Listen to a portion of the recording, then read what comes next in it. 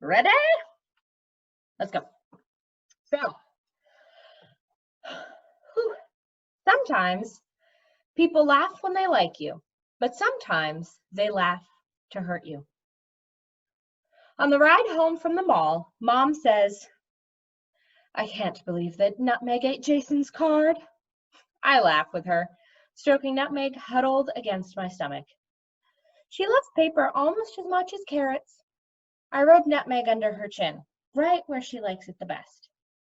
She hates the rumbling of the car, and only my touch stops her from shaking. I peek into the bag at my feet, a paper cutter, white cardstock, and a tin of 48 colored pencils. 12 more than the set I have. Thanks for the new colored pencils.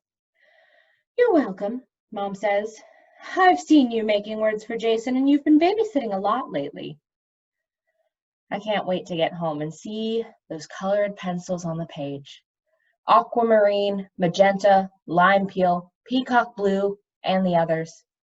And I won't have to limit using my crimson and indigo pencils anymore. Now I have brand new long ones. Wouldn't you like to sign up for an art class? Mom says. I hate to see you spend your whole summer doing nothing. I met her gaze in the rearview mirror. I am doing things. Mrs. Deshane tells me there's still time to register for yoga. Wouldn't that be fun? Or one of the bus trips. I'll think about it.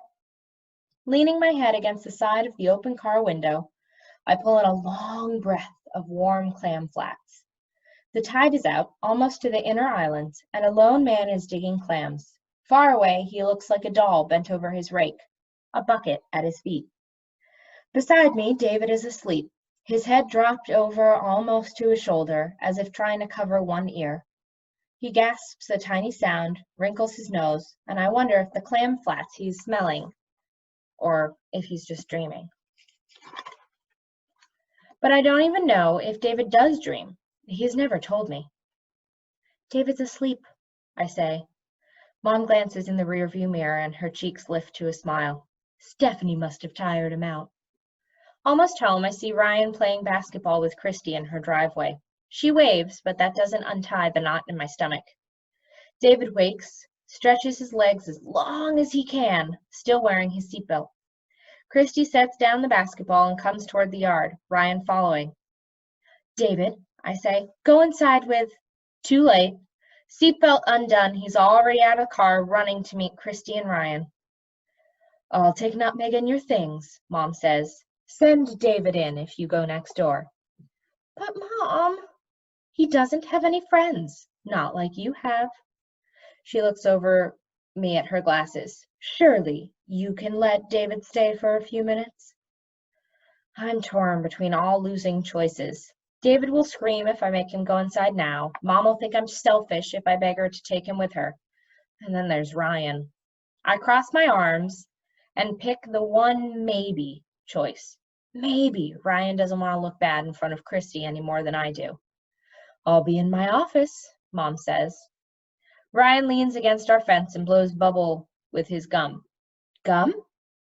David might not notice a lot of things, but gum is something he never misses. Yeah, it's gum. Ryan pulls a piece from the pack in his hand and gives it to Christy. He throws another to me. My hand shoots up to catch the gum before I can decide if I want it. Can I have a turn? David asks Ryan. I've been waiting for you to come home, Christy unwraps her gum. I went to OT with David. I dropped the gum in my sports shorts pocket, and then I had to stop at the mall. Can I have a turn? David asks again. If someone is holding something you want, you ask if you can have a turn. That's the rule.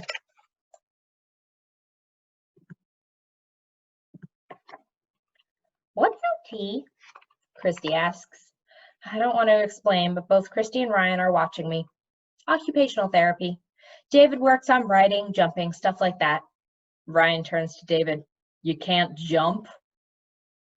If we were at the bus stop, I'd already be yelling, but Christy's forehead creases in concern. Of course he can't. Jump, Ryan says. David jumps up and down. Stop it, I tell him. Up and down, David jumps, staring at the pack of gum in Ryan's hand. Up and down. Stop! I grab David's hand, but he won't stop jumping. He lands hard on my foot, and I'm reaching into my pocket, fumbling for my piece of gum. Ryan, give him some gum, Christy says. It's a miracle! Ryan holds up a piece of gum to David. You're cured! But when David opens the wrapper, there's nothing inside.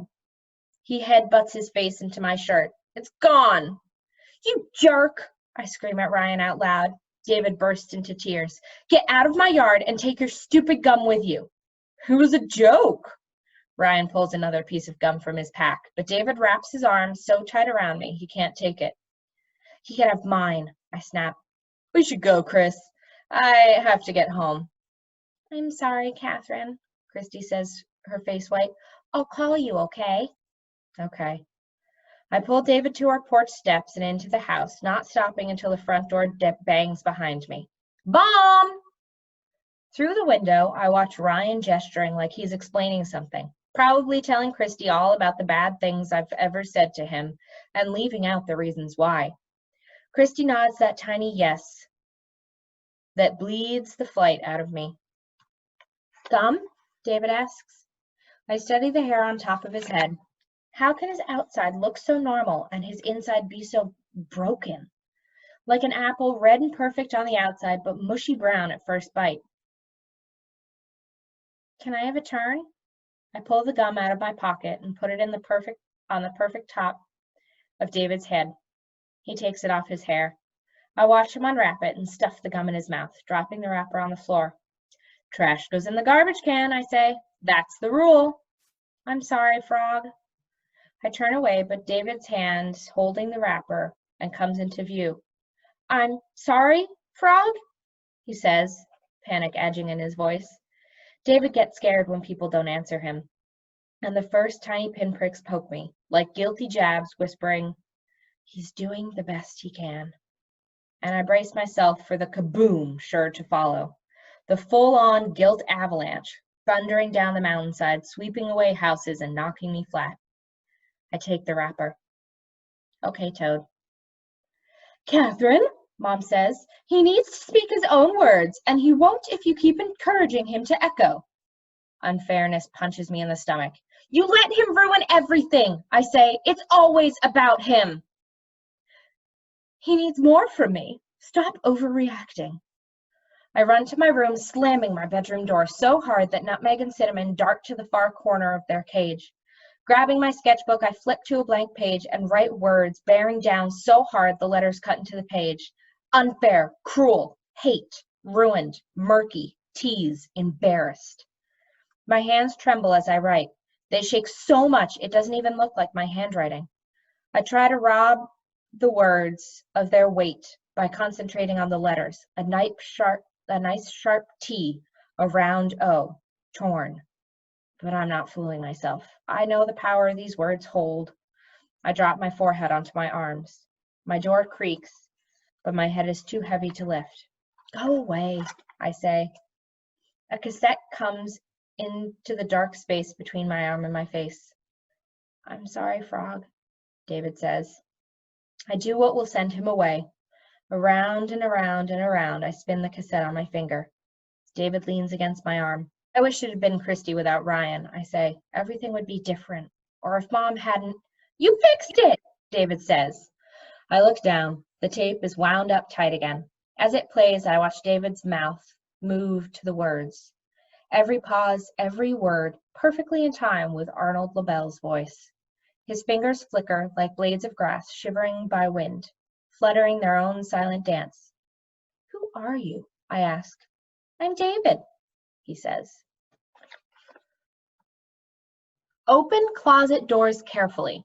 Sometimes things fall out. I agree with that. As Mom reads, I sketch the scene. Harry sneaking down the hallway on a midnight search. I practice drawing perspective, angling the lines of the corridor narrower with each door to pass. I imagine David turning the doorknobs, needing to know what's on the other side, not even realizing the walls are squeezing in tighter and tighter and the farther he walks. I flip my page to save him. Beside me, my word cards sit upside down on the waiting room couch, a tiny white pile. At home, I felt ready to share these words. But what if Jason tells me I'm being selfish? To feel bad for me when David and he has it worse. And how much for shipping? The receptionist asked, the phone to her ear. Is there any discount if we buy 2 boxes? I yanked the zipper open on my backpack to find a blank card. Maybe I have time to make new words before Jason gets here. That does seem like a lot for 1 box of hearing aid batteries, the receptionist says. I lay a card on my sketchbook, but before I can choose a word, Carol rushes through the clinic door, her baby balanced on her hip. And there was such a line of traffic on the bridge, she says over Jason's head to Mrs. Morehouse behind her. Figures they'd have to raise it for a ship on the day that I'm already late. Excuse. I write the word quick as I can. That's always the way, isn't it? Mrs. Morehouse pushes Jason's chair across the carpet toward me, and Mom picks up her bookmark, leaving Harry still searching in the hallway. Jason smiles, his hair curling along his forehead and above his ears, no longer dangling past his eyebrows. Your haircut looks good. I slide my words pile under my leg. He points. Too short. Nods at the card at my lap. What word? I frown, sliding excuse into an empty pocket of his communication book. With no pictures, the card looks rushed and cheap. My fingers itch to pull it out again. I'm sorry. The rest of the words I brought aren't good words. He points. Want bad words. Not that kind of bad, I say, a grin sneaking out. I mean, I was upset when I wrote them. Maybe I could make double next week? He shakes his head. Want those words. I glance at Mom, but she doesn't look up from her magazine. And how soon can I expect the delivery? The receptionist asked into the phone. Maine. Jason stares at me, touching an empty pocket in his book, his finger tapping a soft drum beat. I pull a card from under my leg, not even looking at what it is. I reach across this and slide the word into a pocket of Jason's communication book. Murky. He points. What? Drawing murky. What did I draw from murky? I ask. He nods. I wrote that word for a feeling, I said, but a feeling isn't always drawable, so I drew a pond where I go swimming. There's a raft and we dare each other to jump off and touch the bottom. You have to go way down and the water gets ice cold, but the worst part is when you touch. The bottom's all squishy with old pine needles and mud that sucks your feet down right to your ankles.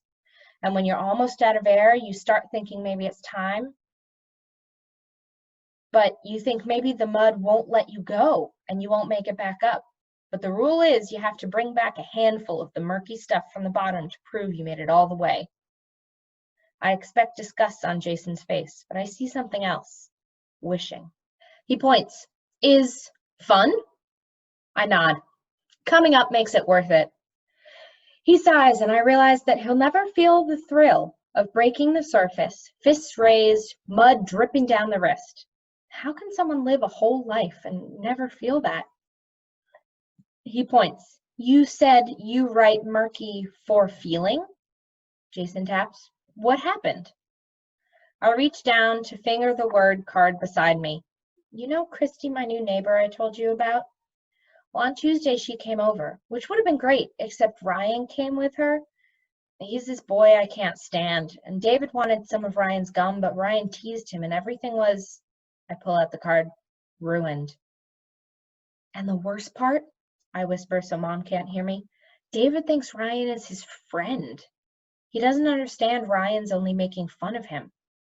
I add the words fast. Cruel, tease, embarrassed. And I get stuck making it better when it all goes wrong. New cards. Hate. Unfair. Beside me, a little yellow-white stand clings to the wheel of Jason's wheelchair. I wipe it away a few times and watch them disappear, too tiny to see fall.